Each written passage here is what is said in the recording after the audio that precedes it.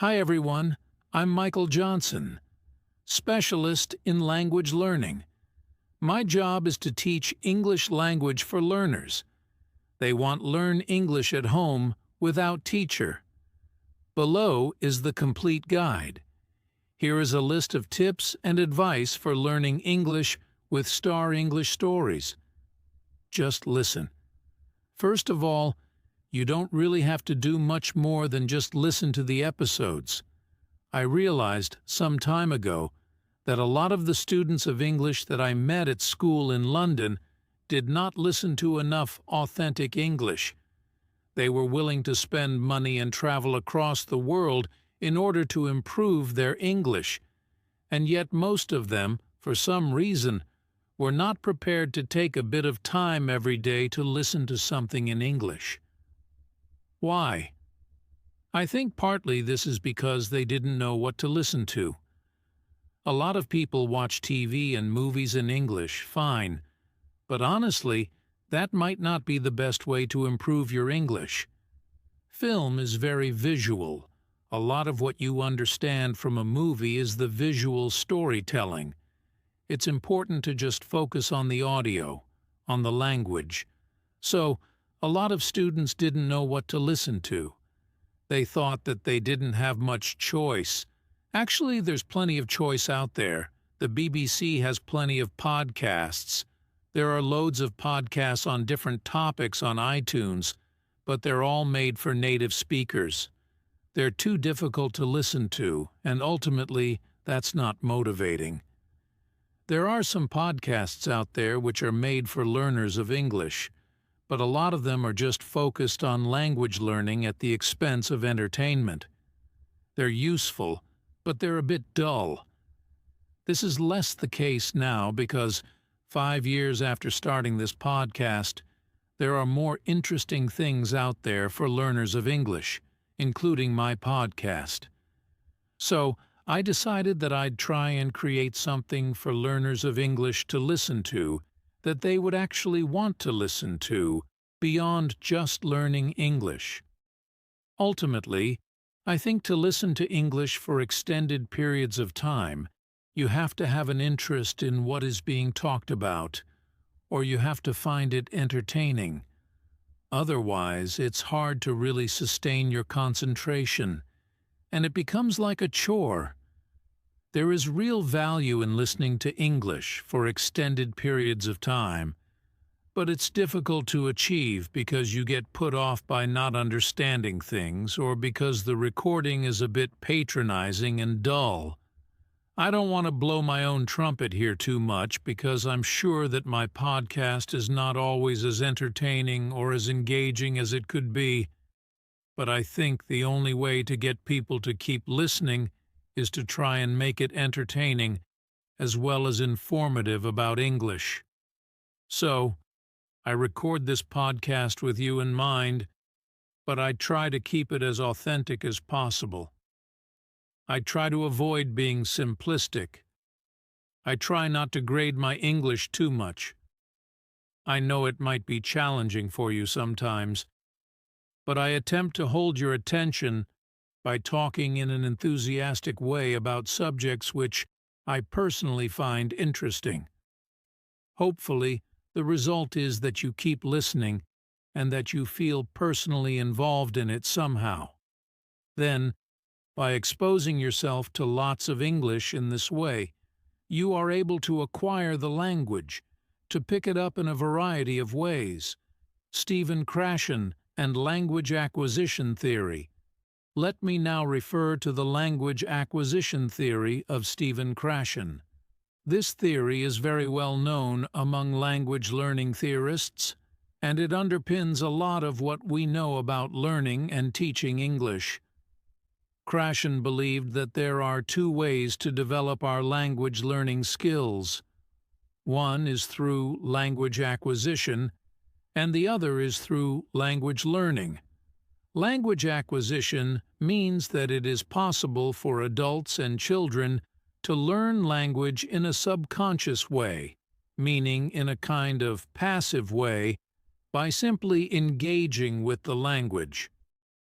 The important thing is that you focus on the message in a bit of language. So, when listening to Star English Stories podcast, this means focusing exactly on what I really mean, rather than just on the specific items of language I'm using. The primary focus is to just understand what I mean, hopefully at a fairly deep level, in order to laugh at something I've said or feel moved by it. And then you kind of pick up the language as a result of that. You might not be immediately aware that you've learned some new language in this way. In fact, this kind of acquisition probably informs your past knowledge of the language. According to Krashen, another type of language development is language learning. This is when you focus on learning specific forms, like studying grammar rules, for example. It involves having some instruction by a teacher, perhaps in the form of error correction, or from a grammar book which explains the rules of English. The downside of this kind of learning is that it is rather dogmatic, can be boring, complex, and abstract. It doesn't necessarily replicate the organic way in which we pick up language as children, and doesn't quite allow the subconscious acquisition of language that occurs from just engaging with the language in order to understand a message being communicated. All right, so how does this apply to the way you can learn English? Well, I think it's pretty important to get both aspects of language learning into your life. This is what I call having a balanced diet. You shouldn't just study the grammar rules in a dogmatic way, although that is undeniably important. You should also attempt to just engage with the language as it is used in natural, authentic, and meaningful situations. How can you do that? Ideally, this would mean going out into the world and doing things in English. In fact, this might be the best way to improve your English. If you get a job that requires you to use English all day, you will improve quickly. It'll be really hard, but you'd be forced to improve. That's like a boot camp for language acquisition, because you're not really studying the language. You're just attempting to survive in it. You're really focusing on the communicative acts you are trying to achieve. You're really focusing on meaningful messages, and you naturally learn the most direct and effective way to understand and communicate meaningful messages. You might not be able to do that in your life.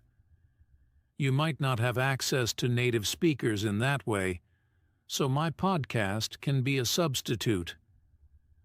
It's not really the same as attempting to work in an English-speaking environment, but the key point is that you can replicate aspects of that experience by just attempting to follow and keep up with what I'm saying. Do that regularly over long periods of time, and you'll pick up massive amounts of English. So, just listen. Try to follow everything I'm saying. Try to enjoy it, and engage with it. Listen regularly. Listen for extended periods. This will all contribute to your acquisition of English, as described by Stephen Krashen. That's language acquisition. But you can also do more traditional language learning alongside English Sky podcast. First of all, outside of listening to the episodes, you can do your formalized language studying from a book or in class, and use it as a companion to that study. Study the language and then try to notice aspects of the language that you've studied in episodes of the podcast. For example, if you've studied verb tenses, you can listen to a story I've told on the podcast and try to notice those verb tenses, how I'm using them, how I'm pronouncing them, and so on. It can back up, confirm, or clarify the language study you've been doing. You should always refer to authentic language usage as a way of checking the language that you've studied. Also, you can study the things I say in the podcast more directly. The podcast can be a study tool. Here are some ways you can do some active language study with the podcast. Use transcripts. You could read a transcript and check new words in a dictionary as you find them. Pay attention to the way I use the words, including the grammatical context, collocations between words, and pronunciation. Any new words or structures you find, make a note of them and practice using them yourself. You could attempt to write your own transcripts. This reveals a great deal about the gap between the English, and the English that I use in the podcast. Try transcribing a section of one episode. You could do an episode that has already been transcribed. Listen carefully to it and try to write down every single word. There may be certain utterances that you just can't identify. Mark them with question marks. Listen again and again. You could just focus on a specific 5-minute section of an episode. Keep listening until you've done your best. Now check the proper transcript for that section and compare it to what you wrote. What are the differences? Now you can identify the gap between what you understand and what I say. Try to close that gap. Check the words you didn't know. Identify why you missed the pronunciation of something. Think about how I say these words and phrases and their definitions. Then you can start working them into your English when you speak. We'll look at ways of developing your speaking in a few minutes. A note on transcripts. You may be aware that a lot of my episodes have transcripts, which can really help you to study the language, although you shouldn't read them all the time. But you can also contribute transcriptions to my channel.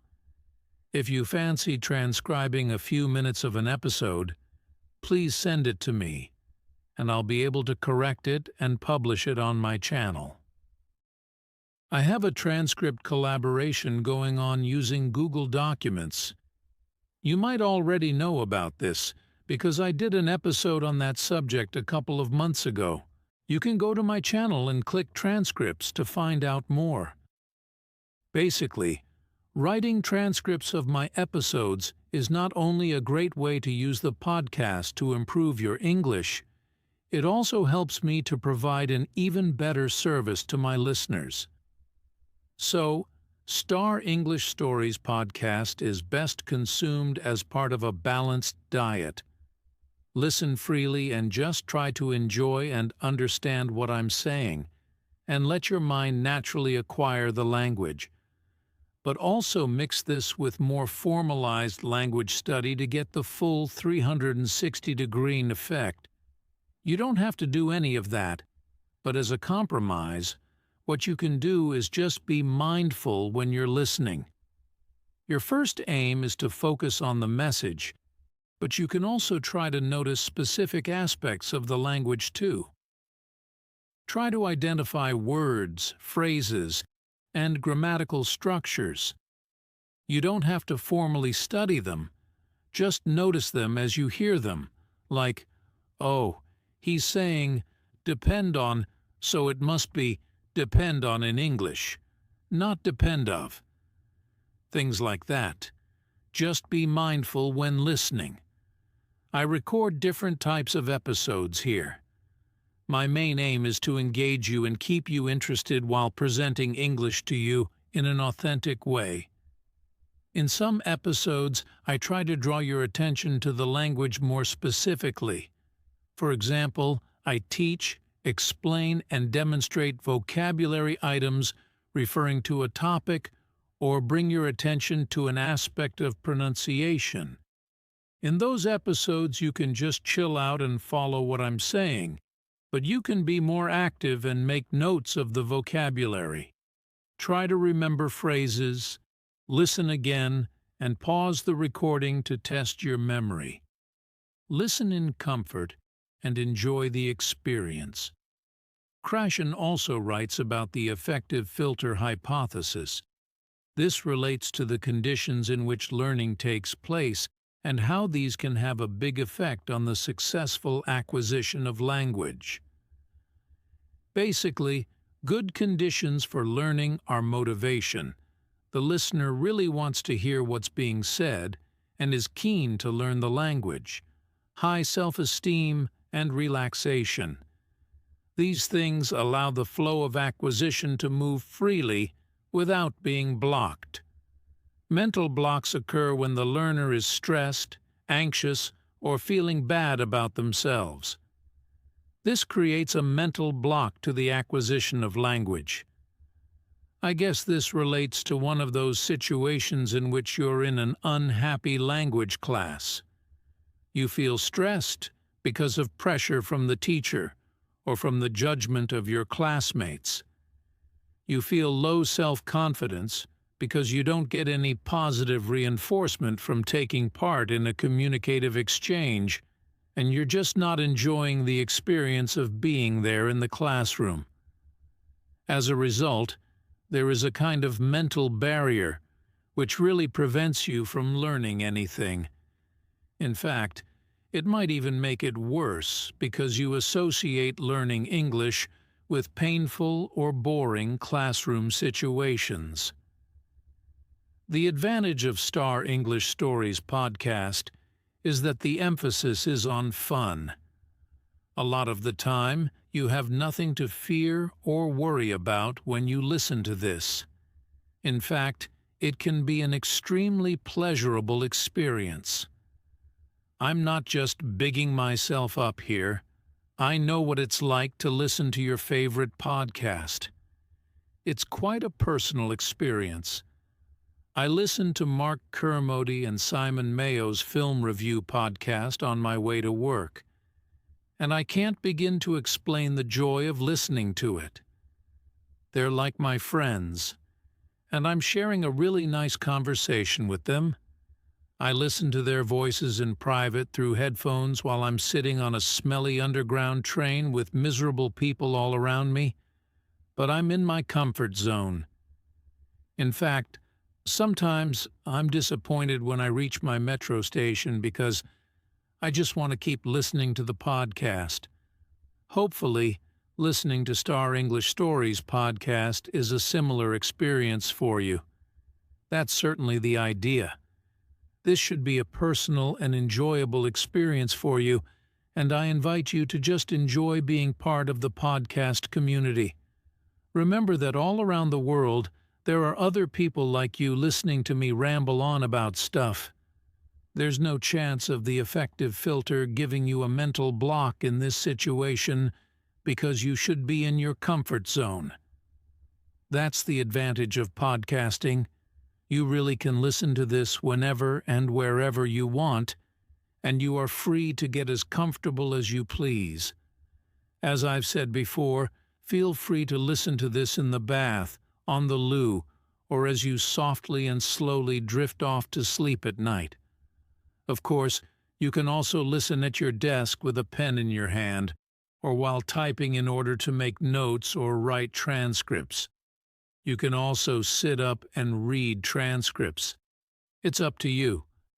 The main thing is to just enjoy yourself and let the English go into your head. Just imagine that my voice is bouncing around inside your mind, and lots of the words and sounds are sticking in there. You should certainly listen to episodes more than once. In fact, if you're interested in really learning English from this podcast, I think it's vital to listen several times. Once is not enough. In fact, you might only scratch the surface if you listen just once. Listening again and again will allow you to get really familiar with what's being said. You'll notice and remember things that you didn't catch the first time. Repetition is really important as a way of helping your brain notice patterns. After a couple of listens, you'll remember certain phrases, bits of intonation or responses, and they will be reinforced when you listen again. It might be asking too much of you, but you could even start to remember and repeat some of the things you've heard on Star English Stories podcast. I don't necessarily expect you to repeat everything I say, but perhaps you could memorize the lines of a comedy sketch that I present to you and then repeat the lines to yourself or your friends, or just while you're listening again. I'm a bit of a geek, and I love Star Wars. When I was a kid, I used to watch Star Wars on heavy rotation. I'd watch it again and again. Now I can remember all the lines from the film. In fact, I don't just remember the lines. I remember the bits of music and sound effects too, as they occur in the film. It's the same with Monty Python films and sketches.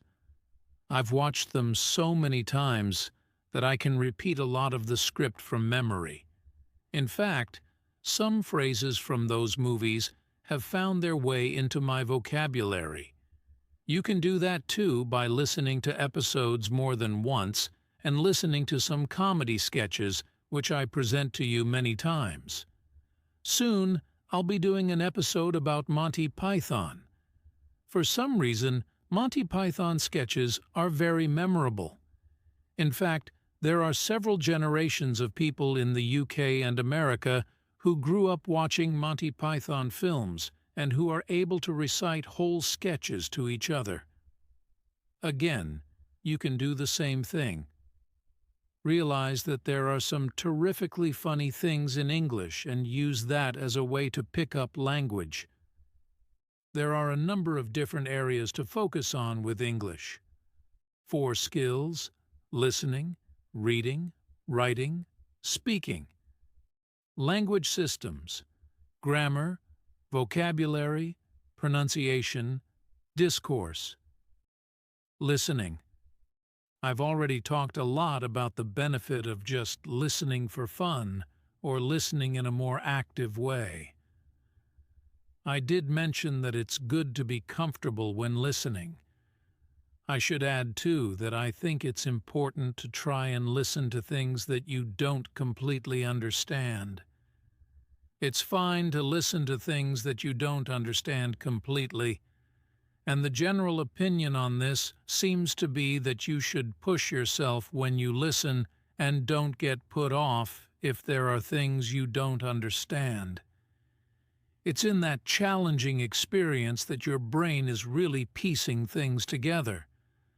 For example, if you struggled to understand my conversation with Daniel Burt, that's fine. In fact, that struggle is good. Listen again and keep trying. Don't give up. Push through those moments when you don't understand. Keep going. Don't let confusion stop you.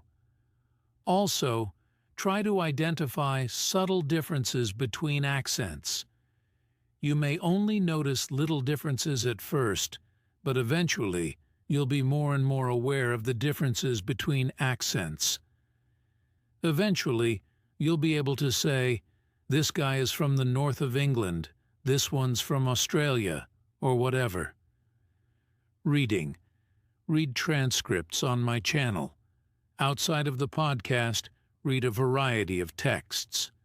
Again, try to find things that you enjoy.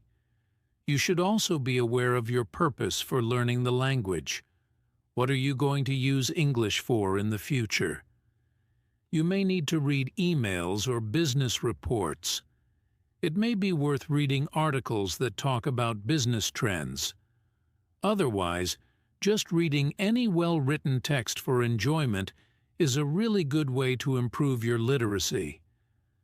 I must add a lot of videos on my channel with recommendations for reading. There's loads of reading you can do. Blogs, newspapers, but also books which you can download free online. I haven't done it yet, but I'm planning to give you a list of some good things to read. Writing. Again, this is not one of the things that I focus on a lot on Star English Stories English podcast. The focus is mainly on spoken English. However, transcribing podcast episodes can be good for your writing. You could also write your own blog, which contains your opinions or your outlook on a topic. Feel free to write a response to episodes of my podcast in the comments section. You should aim to concisely express your opinion in a structured way, using the most appropriate words you can find, perhaps including some words you've picked up from that episode of the podcast. Think about the person reading the comment.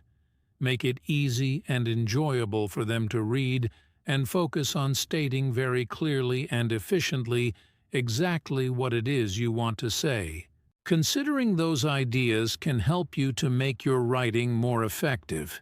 If, however, you need to practice writing for the IELTS test, you will need to do more specifically focused writing practice, probably using an IELTS preparation book or following an IELTS course of some kind.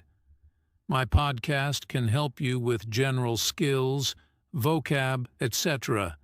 But for specific kinds of writing work, you should do some specific writing practice.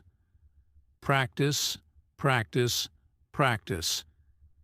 As I said before, to get the best out of Star English Stories English podcast, use it as part of a balanced diet. Speaking. Perhaps the best way to improve your speaking is to actually practice it in real-life situations. The requirements of that situation will train you to say the right things at the right time with the right tone. You should certainly be aware of how intonation is important in speech and apply it to your speech. You could just add some words or phrases you've heard from me and use them yourself. Or you can pick up some speech patterns and pronunciation from me and add that to your speech too. If you like, you could use my speaking as a kind of model for your own speech. More specifically, you could copy and repeat some of my sentences. Listen to a line I say and then repeat it, trying to sound exactly like me. You could listen to phrasal verb episodes, and whenever I present an example sentence, pause the episode and repeat it after me. Keep doing that until you feel your version is pretty similar to mine. So just listen and repeat until you've worked out how to make the same sounds as me. Think about vowel and consonant sounds, combinations of consonants, and how to make those sounds with your mouth. Think about connected speech. What happens when words are pronounced fluently together in a sentence? They might get pronounced differently. Certain sounds may be dropped when words are linked, and some sounds may be added when words are linked too. Pay attention to these aspects of pronunciation. I should do a whole episode on connected speech, and it's one I've had in the back of my mind for ages. Pick an extract from the podcast with a transcript and record yourself saying it. Compare your version with my version. Then work on the transcript. Underline the stressed words. Add lines to represent pauses for emphasis, and identify word links in pronunciation. Listen to me saying that extract again and check your sound against the transcript. Now record yourself doing it again, this time adding the intonation, pausing, and sentence stress. Compare that to the original. This can help you develop awareness and control of speech patterns. Record yourself just talking in response to one of my podcast episodes. If I've talked about UFOs, for example, not yet, but I will, then you could record yourself talking about UFOs too. Try to include any words I've presented to you on that topic. If you like, you could leave an audio comment on my Audio Boo page and let the world know how you feel about something. Or you could start doing your own podcast, like ZCK from Zick's English podcast. He's not a native speaker, but following a suggestion in one of my episodes, He decided to do his own podcast. He now has followers and listeners, and he's really into it. Listening to his episodes, I get the sense that his confidence is developing, and he's finding his own voice. It must be very good for his English, which of course is already excellent. You could do it too if you want. The main thing is practice. Use as many opportunities to practice as you can. Join clubs to meet English speakers. Use the internet. Find groups on meetup.com in which people are doing language exchanges. Put yourself outside your comfort zone. Don't be shy, give it a try. Take the initiative. No one can do the speaking for you. There's no shame in making mistakes. You have to be in it to win it, so open your mouth and get talking. Remember that English is about what you can do, not just about what you know. Be active. Find your voice in English. If you're in a classroom, don't be one of those quiet students. It's completely up to you to start talking. And why not do it in the safety of a language class? That's the whole point. Speak up in class and use that as a safe place to experiment and make mistakes. Experiment. Switch off your editor. Don't listen to the voice in your head which is telling you to keep quiet or telling you that you can't say something, because it might be wrong. It does not matter if you're wrong. Remember that you have to say something wrong about 5 times before you get it right. Get through those 5 times nice and quick, and then you'll be fine. Sometimes, opening your mouth is the hardest thing to do, but once you've started speaking, it gets easier. Keep up the momentum. Keep your voice warm. Stay positive. Enjoy expressing yourself. Your teacher will love it if you are an active member of the class. In fact, you need to prove to your teacher that you're making an effort. We always like those talkative and positive students. Use that to your advantage. You'll be more likely to get good grades and get leveled up. Be nice, be friendly, be talkative, but also listen to others and help them too. That's a recipe for success for any language learner.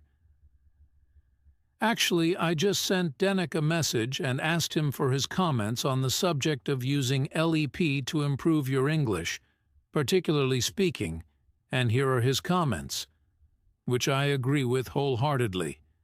In fact, before I read his comments, it may be necessary to remind you that Zek is a well-qualified teacher of English from the Czech Republic who lived in the UK for a number of years and who has got a master's degree in English language. So, he definitely knows what he's talking about. I'm sure many of you listening to this have similarly good advice and comments on this subject. I am very keen to encourage you to share that information. You can leave text or audio comments under this episode. So, here are Zek's comments. How can listening to LEP improve your speaking skills? It can mainly improve the following skills, chalk, sub-skills.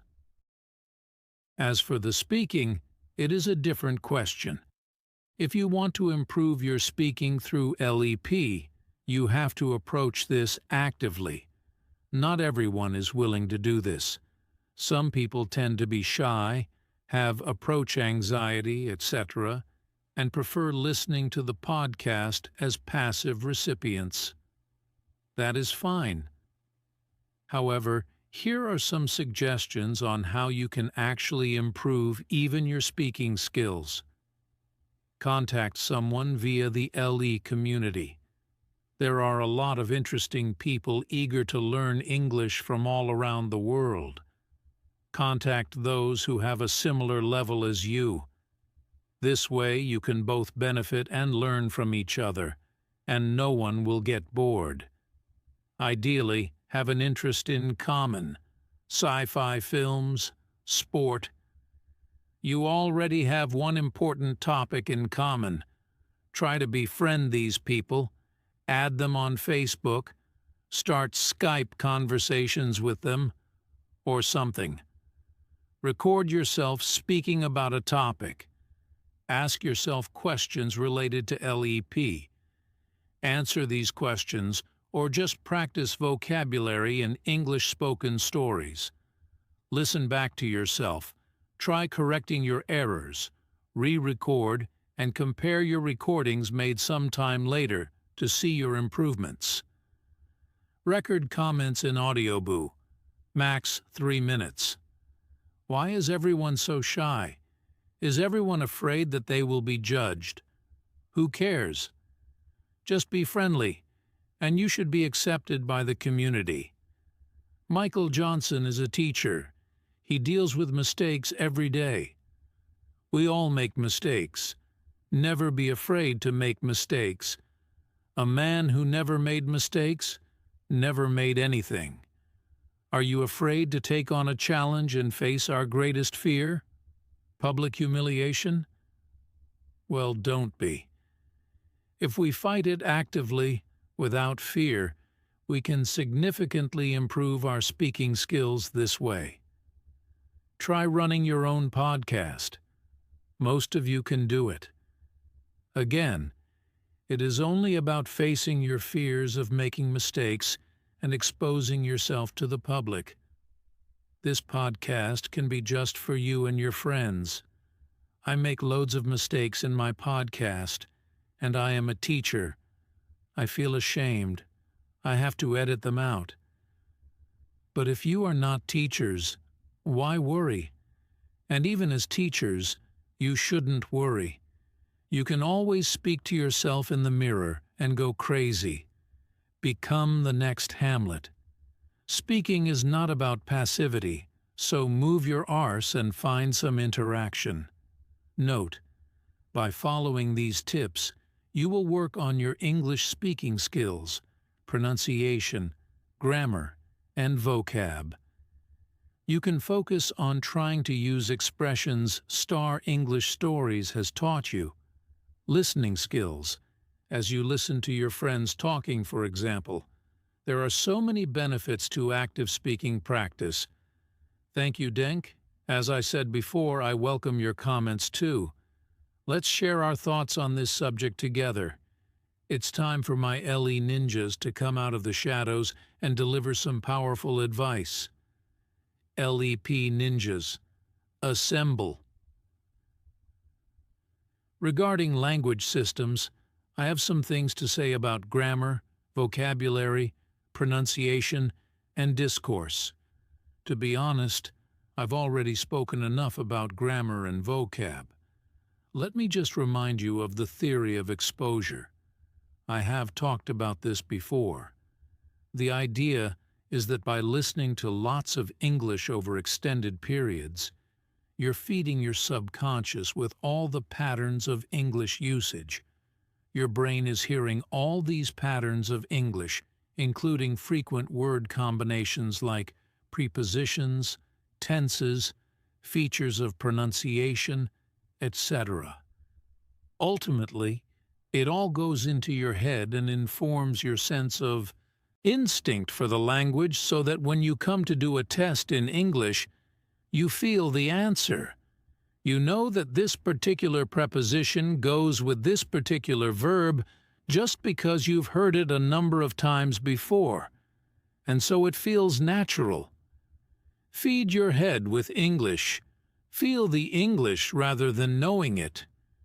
Use the Force, young Jedi, and remember the Force will be with you always. Oh, and don't forget, you're never too old for this. Language study is a great way to keep your mind fresh and supple. My grandfather is over 90 years old, and he's still really sharp. Perhaps this is because he's still going to French and Spanish classes on a regular basis. On what I really mean rather than just on the specific items of language I'm using. The primary focus is to just understand what I mean, hopefully at a fairly deep level, in order to laugh at something I've said or feel moved by it, and then you kind of pick up the language as a result of that. You might not be immediately aware that you've learned some new language in this way. In fact, this kind of acquisition probably informs your past knowledge of the language. According to Krashen, another type of language development is language learning. This is when you focus on learning specific forms, like studying grammar rules, for example. It involves having some instruction by a teacher, perhaps in the form of error correction or from a grammar book which explains the rules of English. The downside of this kind of learning is that it is rather dogmatic, can be boring, complex, and abstract.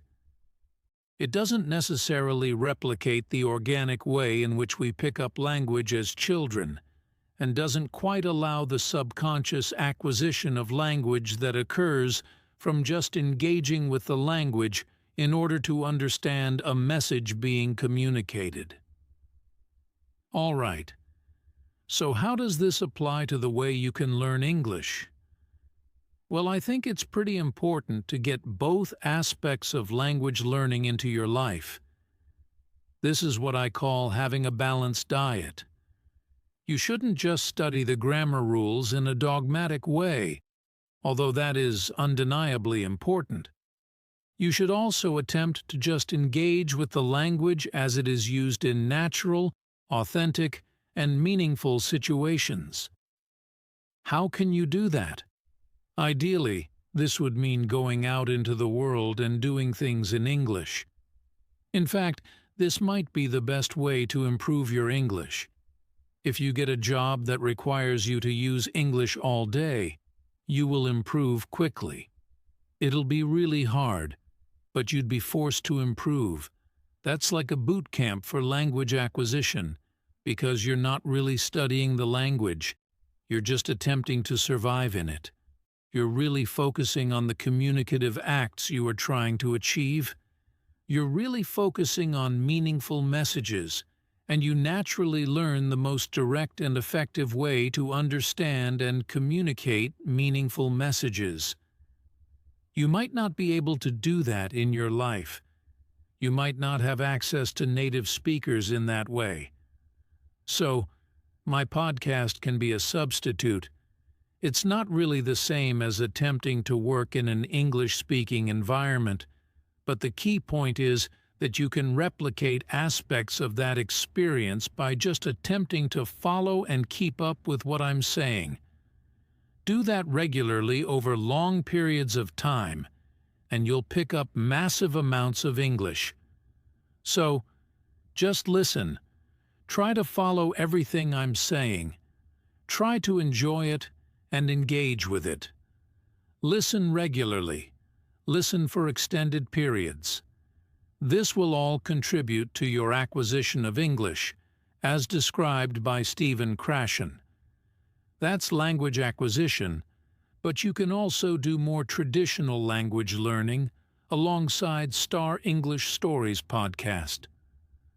First of all, outside of listening to the episodes, you can do your formalized language studying from a book or in class and use LEP as a companion to that study.